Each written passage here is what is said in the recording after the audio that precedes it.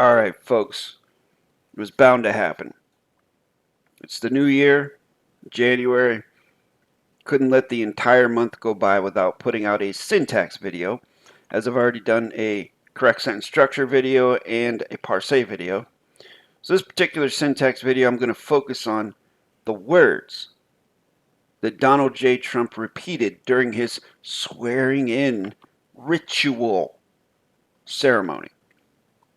And I'm also going to share with you some new data that I have found regarding my observation that he did not place his left hand on the books, whatever they were, that Melania was holding during this most recent inauguration, as opposed to his first inauguration where he did place his left hand upon a Bible, and then there was a red book underneath it. We don't know what that was. But in the first one, he did place his left hand. This one, he didn't. So lo and behold, my electronic device was listening to me, and it offered me this article from KTLA 5 Weekend Morning News, LA's very own. It says Trump's hand wasn't on the Bible during the oath of office. What does this mean? It says the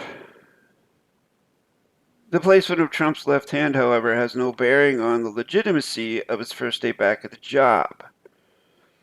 U.S. Constitution does not stipulate that a president-to-be place his or her hand on a Bible while taking the oath, because each president who recites this oath or affirmation is bound by the words themselves, per Article 6. The same article also says that no religious test shall ever be required as qualification to any office or public trust under the United States. Article 2, meanwhile, merely states that the Chief Executive of the United States must recite the oath before being able to take office. In parentheses, interestingly, there is also no stipulation that the oath of office end with "So help me God," though it has become customary. So there's a contradiction for you right there. It says no religious test shall ever be required as qualification to any office or public trust in the United States. However, as you will see when I play this, the "So help me God" does come at the end. So let me pull this up here so you can see it and hear it. There we go. Please raise your right hand and repeat after me. I, Donald John Trump, do solemnly swear. I, Donald John Trump, do solemnly swear. That I will faithfully execute. That I will faithfully execute. The office of President of the United States. The office of President of the United States. And will, to the best of my ability. And will, to the best of my ability. Preserve, protect, and defend. Preserve, protect, and defend. The Constitution of the United States. The Constitution of the United States. So help me God. So help me God. Congratulations, Mr. President. Look at everyone's faces here, okay? Look at everyone's faces.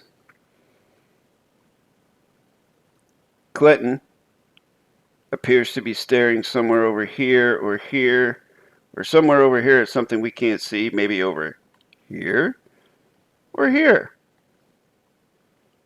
with his mouth open. Kamala is looking right at DJT. Who knows where this guy is? He's never really present in any moment, is he? It's just Barron's over here concentrating on what he's saying. Is he, though? No, he's actually looking at her, actually, it looks like. Or is he looking at her? Oh, snap. Those two are making eye contact. Okay, that's enough of that. Look at that handshake. Donald J. didn't do the old pull him in to Biden. He actually extended some grace to the guy and decided not to yank him off his feet. How magnanimous of him. So let's return to the geometric level plane field of contract communication to the Earth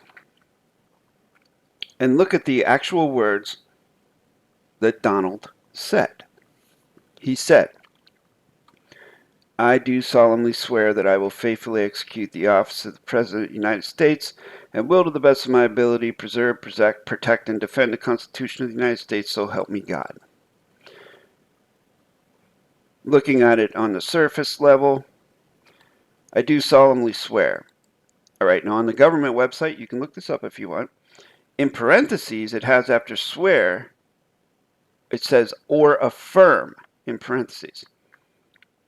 But they choose to use the word swear. Now, I know I've made jokes in other videos about swearing, using profane language. Actually, folks, that meaning didn't come into the vernacular until a couple hundred years later than the earliest nativity root meaning of the word swear, which just means to give an oath. And actually, when you go back to the earliest, it means to speak. So there's nothing inherently negative about the word swear if you look it up and go back to the earliest nativity root meaning. So anything I said about it is just joking. You just have to look things up to figure this stuff out. What else? Okay, so I will faithfully execute the office of the President of the United States. So what if you replace President of the United States with I will faithfully execute the murderous criminal? What does that mean to you? Execute. Right? But again, like swear, if you go back to the earliest nativity root meaning of the particles of the word execute, you will find it just means to carry out. But if you look at the EX, means no. So it means not to carry out. So he's actually saying, I will faithfully not carry out the office of the President of the United States. I will, to the best of my ability, preserve, preserve, no serve, protect, no tect, defend, no fence, the Constitution of the United States. Past tense. The states may have been united, but they're not now. So help me God. So is he asking God for help? Or what? But I'm sure there will not be any tangible results from that. No salts. So let's go. I'm going to go through and I'm going to highlight every single one of the particles of negation in this oath. And then you, the viewer, can look them up and get closure as to why they're particles of negation. So I'm giving you directions and showing you the potholes in the road, but it's up to you to certify why they're potholes, because this is a knowledge cultivation docket.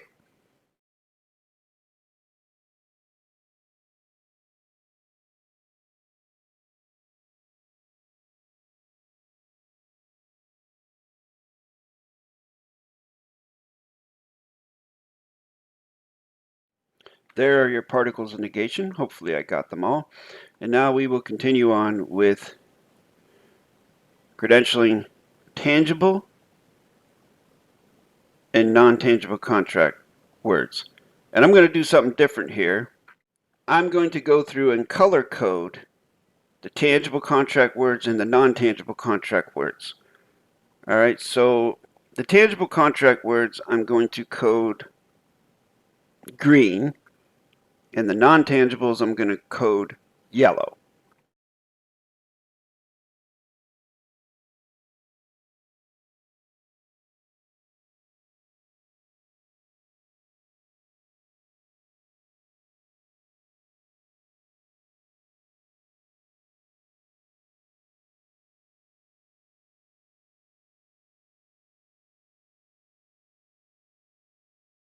So again, I have credentialed the non-tangible contract word particles with yellow, and then the tangible particles with green.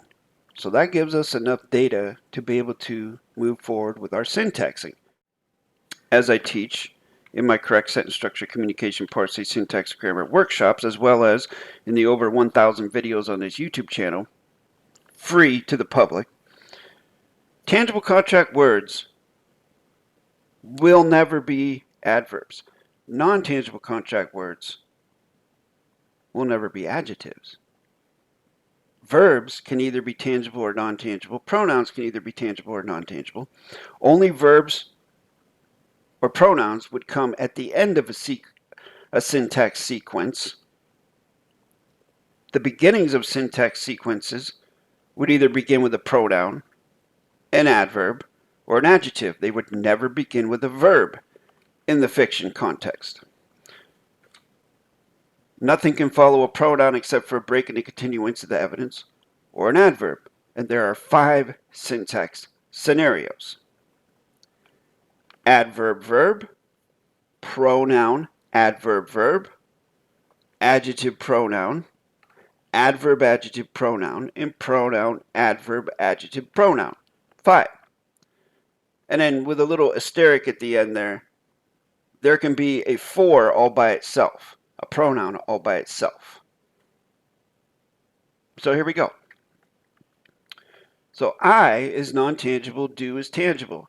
Solemnly is non-tangible, swear is tangible. So that, to me, looks like a pretty straightforward adverb verb scenario. Solemnly is going to be an adverb. So is swear going to be a verb? No. Because if you look at the word that follows it, it's non-tangible, and then I is also non-tangible. So when you have 2 non-tangibles in a row, that means that the syntax pattern is going to change. Like, that's an indicator that there's a new syntax pattern. So you have adjective, pronoun, and then, as I said, nothing can follow a pronoun except for breaking the continuance of the evidence, or what? An adverb. And now we have more adverb verb scenario. I will faithfully is an adverb because, again, real quick, because of the ly poisons the tangibility of the word. If ly were not used as a suffix in faithful or solemn, those would be tangible contract. But because the ly poisons it to the point where it kills the tangibility of the word, they are now non-tangible. And again, I've done quite a few videos giving closure to that and also a continuance of the evidence. So we have another adverb verb. Execute is a verb. The is an adverb. Office, verb. So of is an adverb. And as you see here, here's 2 more non-tangible words. So that's an indicator that the syntax scenario is going to switch up on us. So it's going to be of is an adverb, modifying present into a tangible contract adjective, and then of is a non-tangible contract pronoun. Nothing can follow pronoun except for breaking the continuance of the evidence or an adverb. We're making the an adverb, and then it's modifying united into an adjective, which is coloring states into a pronoun. Breaking the continuance of the evidence with this comma. So now you have and. The normal run of things, and in this context, if you're using it 9 times out of 10 in syntax, the fiction babble, and would be a conjunction, correct? However, what is the finite mean of a conjunction? What does it do? It's given the value of 0, numerically, in the syntax key. It's non-tangible contract. It's a neutral condition of state. It's a bridge between matters. It does not modify anything, nor is it modified by anything. But as you can see here, there's a break in the continuance of the evidence. So basically what we're looking at is this. So because of that, and is going to be an adverb because it's not a bridge between anything. It's just starting off, and it's just to be treated as a non-tangible contract condition of state word. And is an adverb, will, modifying will into an adjective, which is coloring to, into future tense pronoun.